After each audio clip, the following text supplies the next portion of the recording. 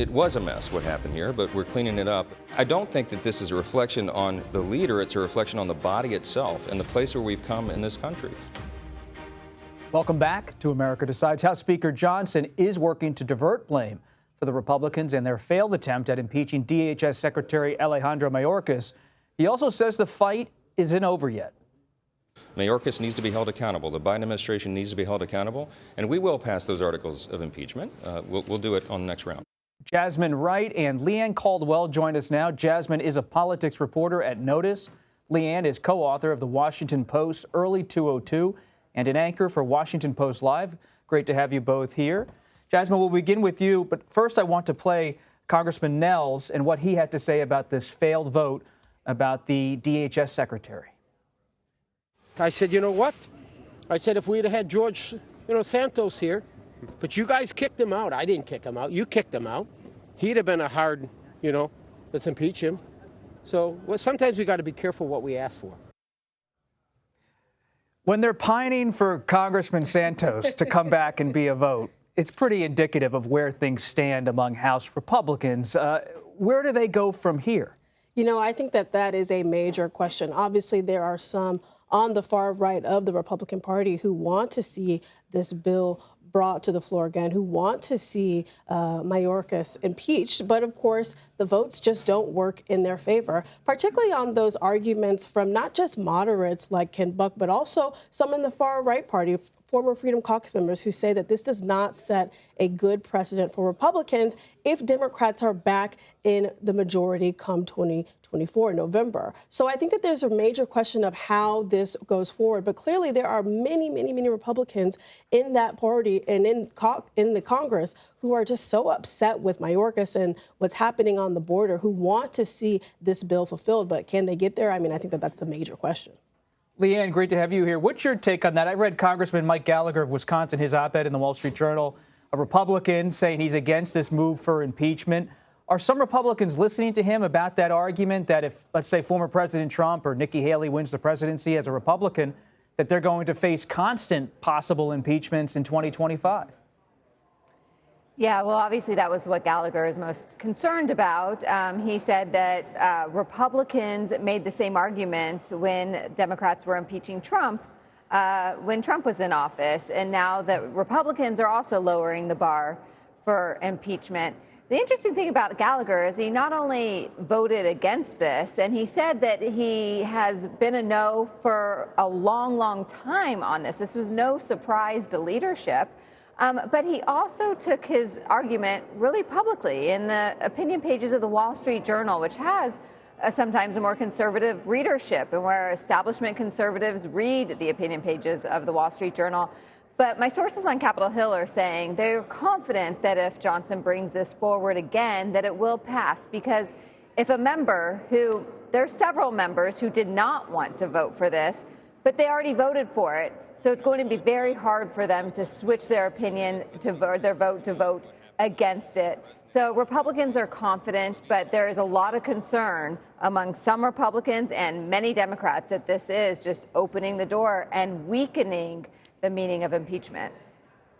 I'd like to turn to President Biden. He's on the campaign trail today raising some money, I believe, in New York. He just got through, Jasmine, the South Carolina Democratic primary, won a sweeping victory. Right. But there's a real question, even though he won such a big win in South Carolina, whether he has the support of black voters nationwide at the level he needs. You wrote an article for NOTUS with the headline, Biden has lost support among black voters. His allies blame misinformation.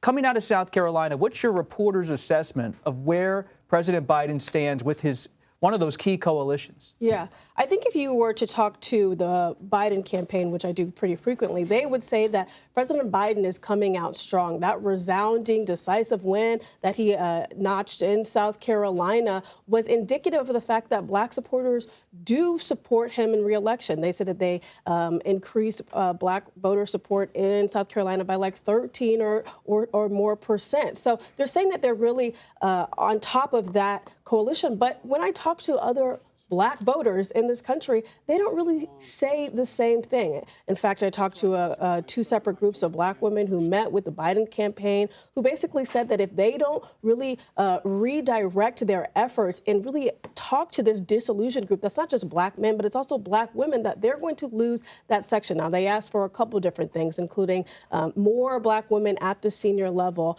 also messaging, but also things like having fun campaign merch. So it depends on who you talk to. I think that the campaign is way more confident than what you hear from black voters on the ground, who frankly say things like President Biden hasn't fulfilled his student loan promises. President Biden hasn't done enough on the economy. And that's where that kind of misinformation part gets into, because when you talk to Democrats on the Hill, they say that that has been pushed by Republicans, really trying to misinform the public that Biden really needs most. But again, it just really is going to function on how well the Biden campaign can actually talk to this vital group of voters.